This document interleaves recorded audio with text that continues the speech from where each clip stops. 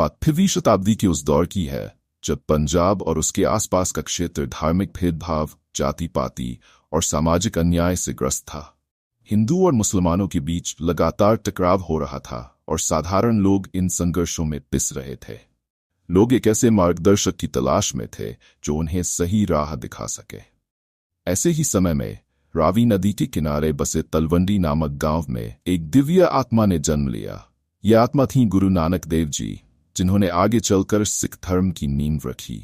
गुरु नानक जी का जन्म ही 769 में कार्तिक पूर्णिमा के दिन हुआ था। उनके माता पिता कालू मेहता और माता तिप्ता एक साधारण परिवार से थे। बचपन से ही नानक जी के अंदर विशेष गुण थे। वे संसार की भौतिक चीजों में रुचि नहीं रखते थे। उन्हें हमेशा एक अदृश्य शक्ति की खोज रहती थी। छोटी उम्र में ही उनके भीतर की आध्यात्मिकता ने जागृति पाई और उन्हें बचपन में ही दिव्य ज्ञान की अनुभूति होने लगी।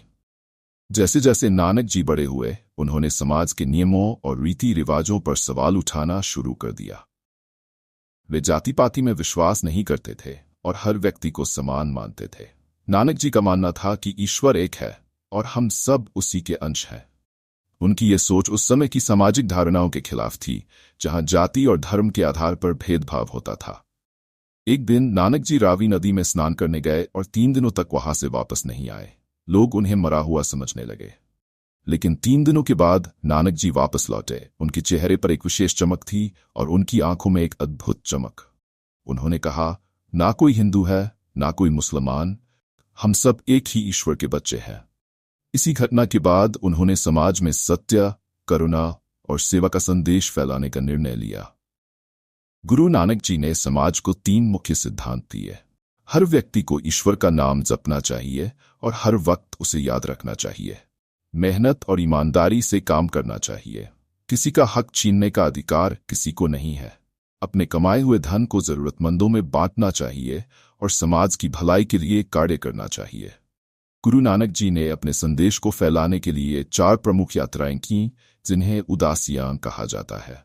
इन यात्राओं में उन्होंने कई देशों का भ्रमण किया, जैसे कि भारत, श्रीलंका, तिब्बत और मध्य पूर्व।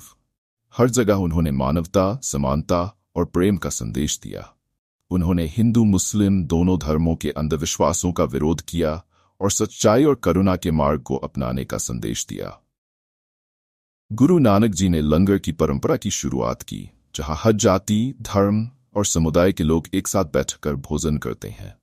ये परंपरा आज भी सिख धर्म का महत्वपूर्ण अंग है। लंगर में ये सिद्धांत है कि हर व्यक्ति को सम्मान के साथ भोजन मिलना चाहिए और किसी भी प्रकार का भेदभाव नहीं होना चाहिए। गुरु नानक जी ने जीवन भर मानवता और समानता का संदेश दिया। उनके बाद सिख धर्म के 9 और गुरु हुए, जिन्होंने उनके सिद्धांतों का पालन किया और समाज में सिख धर्म को मजबूत किया।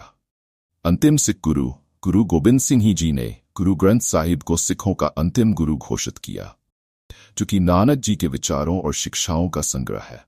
हमारा ये छोटा सा चैनल है। अगर आप हमें सपोर्ट नहीं करेंगे तो हम आगे कैसे बढ़ेंगे? हम आपके लिए कितना मेहनत करके वीडियो बनाते हैं। इसलिए लाइक कीजिए, कमेंट कीजिए और वीडियो अच्छा लग रहा है तो शेयर कीजिए और सब्सक्राइब करना मत भूलिए।